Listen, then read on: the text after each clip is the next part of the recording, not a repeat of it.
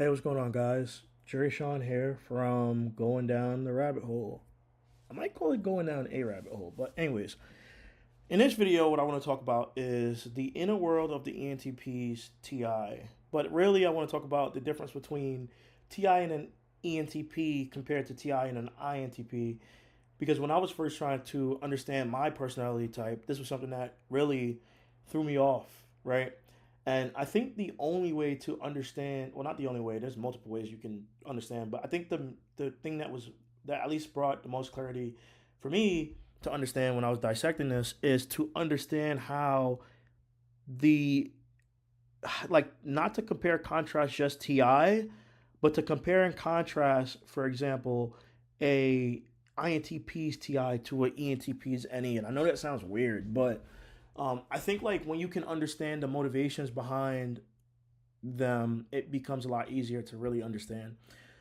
So first and foremost, NE as a dominant function for the ENTP. Any it as a dominant NE user, what you care about is ideas, you care about exploration, you care about trying new things, you care about connecting the dots. It's not even that you care about this, there's no emotional attachment to it. It's just that this is how you perceive the world. Everything you perceive the world like one big mind map. Everything connects, right? And the only way that you start to see things not connecting is when you start to logically make sense of them, right? Because if you didn't logically make sense of them, then you would go wild with your connections. You would literally think that everything, like everything connects. You know what I mean? Like everything in of itself. Um, so that's the first thing. As an INTP, you have TI hero, and TI hero cares about logical consistency, precision, building a framework, and really understanding a deep truth, a subjective truth, um, based off of objective principles. And if you start with the right premise, then TI should always produce a truly objective output that is more objective than any other type or any other function, even more objective than for example, TE. But that's a whole different conversation. It just depends on the premise, right?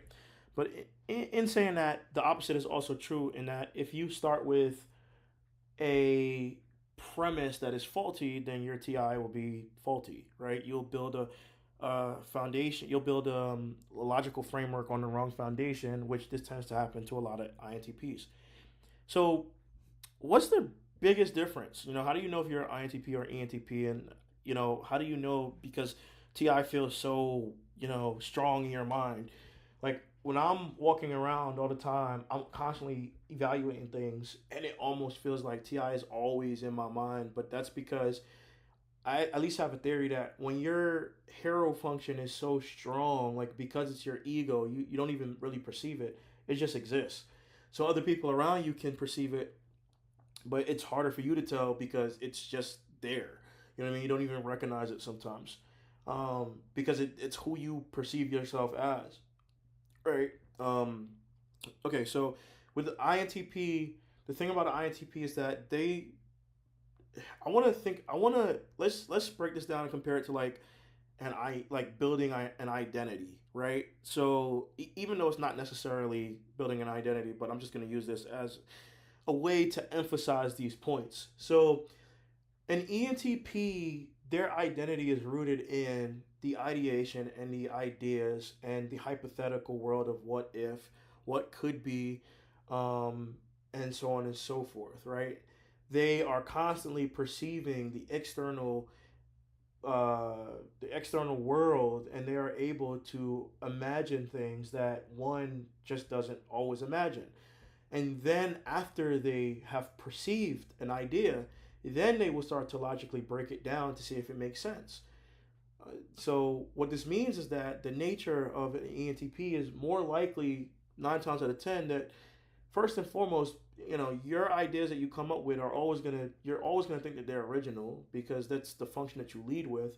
So even though even though like you're looking to the external world about things, your your internalized perspective of it detached from like any emotion or any rational thinking, because it's irrational. It's an irrational function. But you're always gonna basically think that your ideas are original. And you're always gonna be in the world of ideas. And then after you have all these ideas pop into your head again, then you'll start to evaluate, like, well, is this true? Is this correct? Blah blah blah blah blah. But 9 times out of 10, that is what guides you, right? And so, as a byproduct, you care about learning. You care about there doesn't have to be a goal of why you want to learn. You could just want to learn just to learn, because any cares about learning new things, right? You don't have to be like, okay, I want to learn this thing because I need to figure this thing out, right? There's not necessarily a a like a motivation, like an end goal motivation behind the learning of things, more so than just learning for the sake of learning. And at least how I would describe it, right? um you could also say that you want to learn because you want to be able to, like, your extroverted nature as an ENTP is to also, as somebody with FE in your stat, you want to be able to share what you're learning with other people, right? And this is where, like, you share it by, you debate people and stuff like that. That's why we get this bad rap, even though ENTPs don't necessarily have to debate people to share things. INTPs, on the other hand, with TI in their first stack, what they really care about is breaking things down. So their behavior with coming to a truth or with ideas is going to be a lot different, and this is where you can find the truth, or this is where you can find the differences in these two types in looking at the behaviors and what they're trying to do.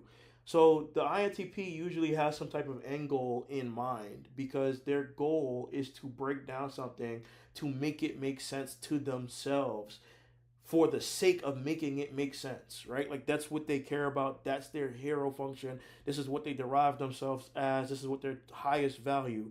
For the INTP, the highest value in the world to them is truth, right? And so, like, and value, the reason why I use the word value is because it's descriptive of their personal attachment to the truth. They, because they're subjective, you know, their main function is a subjective function, which means it turns inwards. They're gonna value what they think a lot more than a lot of other people, and they're always gonna compare what they know to what other people know. But they're always gonna prioritize their framework because they spent this amount of time learning this.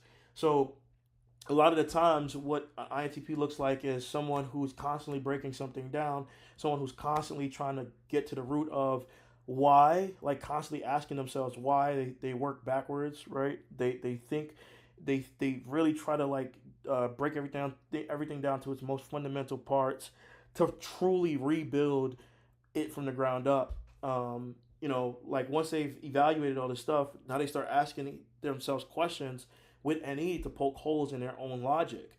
But really, like, their main goal is, I need to learn this and I need to understand this for myself, just so I can build my framework, and I have a framework. And then after I have my framework, then I'll poke holes in my framework, right? That's what they care about.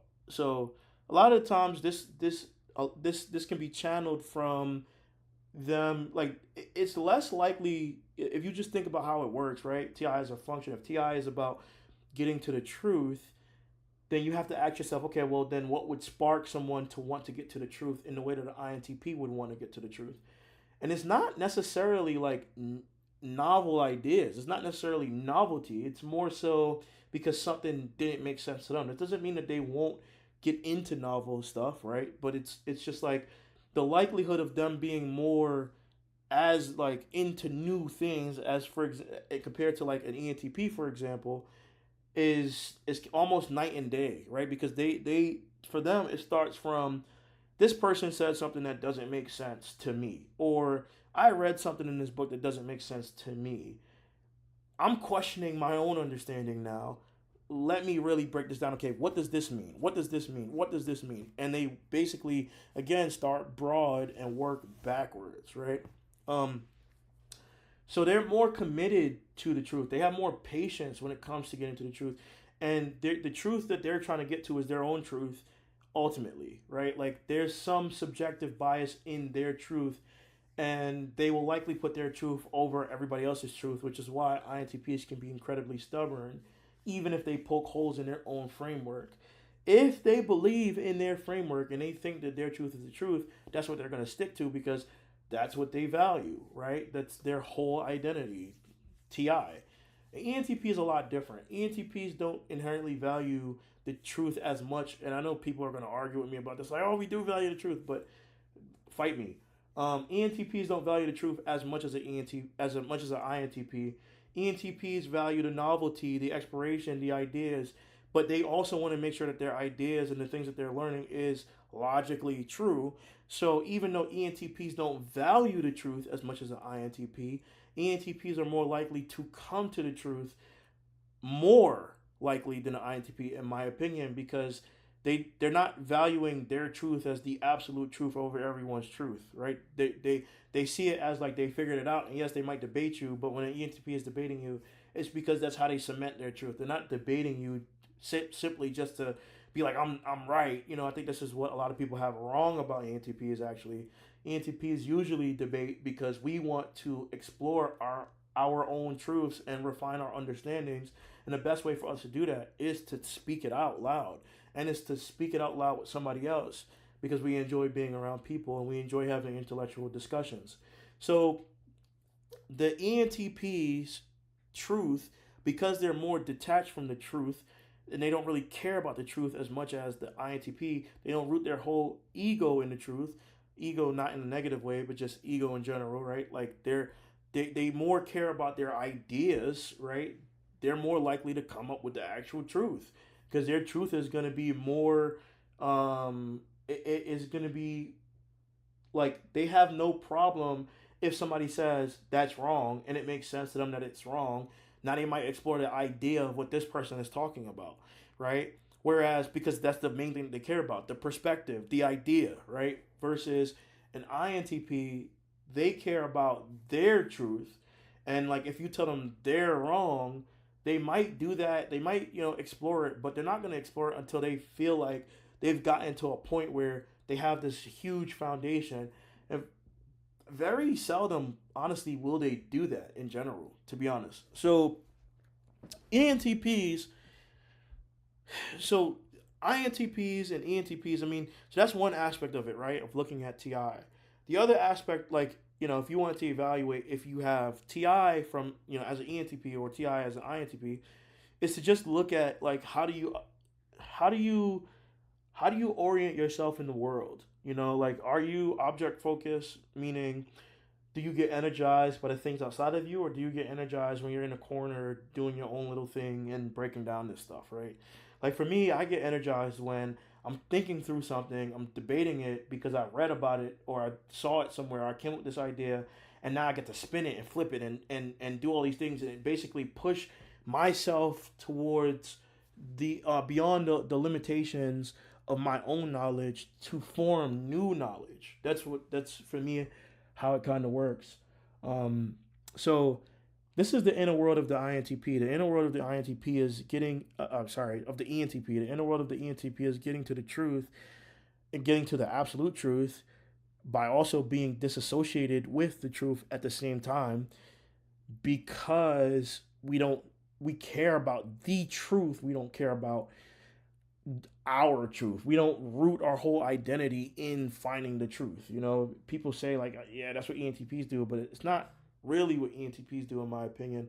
It's more so that we root our identity in the ideas and what could be, and in of itself, it's I don't even want to say we root our identity in it, because it's like it's something that naturally happens, but a byproduct of it happening. Like an ENTP is more likely to defend their idea. You get what I'm saying? And that should signify to you what I mean by saying that we root ourselves in our idea, even though the idea is the unconscious, perception of something in real time that has happened. So this is the inner world, right? This is the inner world. It's like scrutinizing ideas, scrutinizing our ideas, scrutinizing other people's ideas, because when we scrutinize other people's ideas, what are we defending? We're defending our idea, right? Our hero, our any, right? And we defend that to come to a truth. right? Whereas like an INTP, first of all, they're introverted, so they're not likely to do that. They're not likely to go argue with somebody to defend their truth or what they believe in a lot of the times, unless you ask them, right? So, um, yeah, so that's the difference. That's the distinction that you need to know. And by the way, I have a Discord group that I will link down below if you want to join and you want to chop it up, you want to talk with me, because I'm going to be making these videos about the ENTP, the INTP, blah blah blah blah blah. I have another video. Somebody requested on the channel for me to talk about, how to develop your SI as an ENTP, so I'll talk about that. And I have another idea. Like I want to talk about how NI, even though it's known as introverted intuition, and Jung associates introverted functions with being subjective. I want to talk about how NI is not really subjective, it's actually objective. And it's subjective in that the person experiencing it is the subject, but what comes out, the insight, is not subjective. And so the definitions that people talk about usually when they say like NI is about your vision, it's actually not true. So I want to talk about that. I want to talk about how what good TI looks like, how good TI can get to the truth. Um, I'm also of the belief that TI isn't just deductive reasoning; it's also inductive reasoning. It depends. Like, t- uh, cognitive functions is more a thing of looking at the intent as opposed to the logical form factor of what someone is using, because logic is taught by, like, you have to think about, like, people learn things in different ways. You grow up in different areas. School might not have taught you how to use deductive reasoning. I don't think a lot of people are born thinking like that. I think it's something that you learn. I think inductive reasoning, for example, is way easier to learn because you can make observations every day, in the world. And so, like, it's a byproduct because it's a part of our sensory experience as human beings. So, yeah, so I have a bunch of other things that I want to talk about. I'm at my mom's house right now, so unfortunately, I don't have like the best mic setup and everything like that. But as soon as I go home to my house, because my mom just got surgery, as soon as I go home to my house, I'll be making content about that. I think other things that I'm probably gonna do on here is talk about um, other things, man. Like I just want to go down rabbit holes. I don't only want to talk about MBTI. I might talk about hip hop. So if you're interested in hip hop, stick around for that. I might talk about books that I'm reading. For the vast majority of my life, I spent my life not really reading like that. I used to hate reading. Now I'm reading because I'm developing myself. I'm developing my SI. I'm helping my SI to synthesize information, feed it to my NE, and then I can make more connections. Um, yeah, so if you found this video helpful, leave a comment down below, and I hope to see you in the next one. Peace.